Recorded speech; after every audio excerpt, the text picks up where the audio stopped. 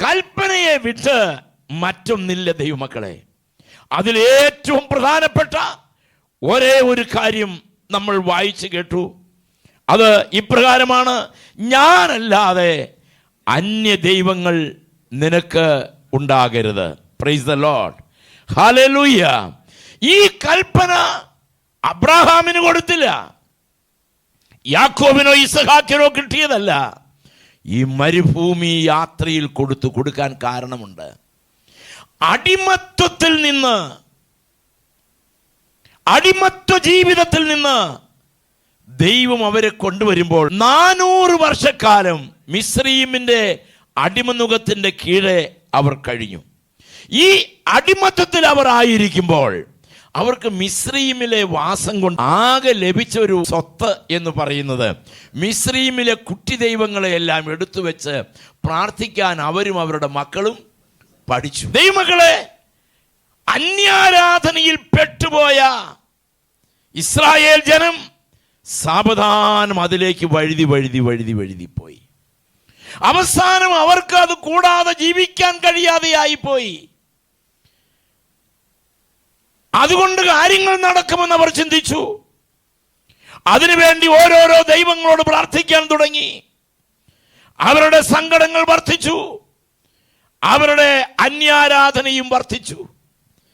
ഇതിനോടിടയിൽ അവരുടെ പിതാക്കന്മാരുടെ ദൈവം അവർക്ക് വിസ്മരിക്കപ്പെട്ടു. പിതാക്കന്മാരുടെ ദൈവത്തോട് പ്രാർത്ഥിക്കാൻ അവർ മറന്നു, ആരാധന അവർ മറന്നു, ആലയം അവർ മറന്നു, അഥവാ ദൈവസിംഹാസന സ്ഥാനം അവർ മറന്നു, യാഗപീഠങ്ങൾ മറന്നു. അബ്രഹാം, ഇസ്ഹാക്ക്, യാക്കോബ് ഇവരെല്ലാം പഠിപ്പിച്ച യാഗപീഠത്തിലെ ആരാധന അവർക്ക് അന്യമായി പോയി. അവർ ബാലിന്റെ ദൈവങ്ങൾക്ക്, ആശേരാ പ്രതിഷ്ഠകൾക്ക് ധൂപം കാണിക്കുന്നവരായി മാറി. എന്നാൽ മോശ മുഖേന ദൈവം അവരെ കനാൻ നാട്ടിലേക്ക് കൊണ്ടുപോകാനായിട്ട് തീരുമാനിച്ചു. ഈ ഹോളിൽ, ഈ വചനത്തിന്റെ മുൻപിലായിരിക്കുന്ന നമ്മളെ കനാൻ നാട്ടിൽ കൊണ്ടുപോകാനായി രംഗപ്രവേശം ചെയ്തവനാണ് മോശയേക്കാൾ വലിയവനായ, ഒന്ന് പറഞ്ഞേ, മോശയേക്കാൾ വലിയവനായ എൻ്റെ കർത്താവ്. എൻ്റെ കർത്താവ് അവൻ വന്നിട്ടൊരു കാര്യമേ പറഞ്ഞിട്ടുള്ളൂ: ഞാനല്ലാതെ നിനക്കൊരു ദൈവമില്ല, ഞാനല്ലാതെ ഒരു കർത്താവില്ല, എനിക്ക് മാത്രമാണ് നിന്നെ നിത്യതയിൽ എത്തിക്കാനായിട്ട് സാധിക്കും. ഞാനല്ലാതെ അന്യ ദൈവങ്ങൾ നിനക്ക് ഉണ്ടാകരുത്. അന്യ ദൈവങ്ങൾ ആശ്രയിപ്പാൻ പറ്റിയ മറ്റ് ഒരു പേരും ഇല്ല, ഒരു പേരുമില്ല.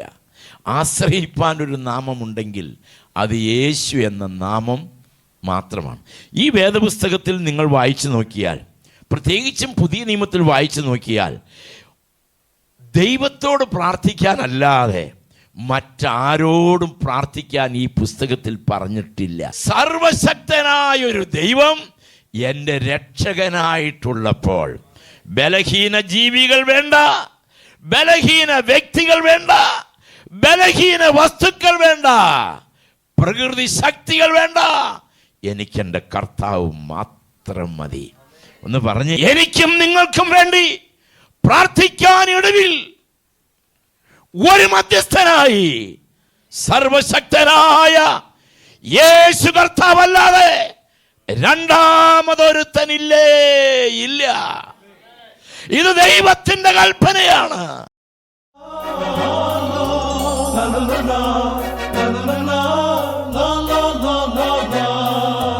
രക്ഷാ സന്ദേശം, രക്ഷാ സന്ദേശം, വരവായ യേശുവിൻ രക്ഷാ സന്ദേശം. വിടുതല ജീവനായി, വിടുതലായി ജീവനായി രക്ഷാ സന്ദേശം.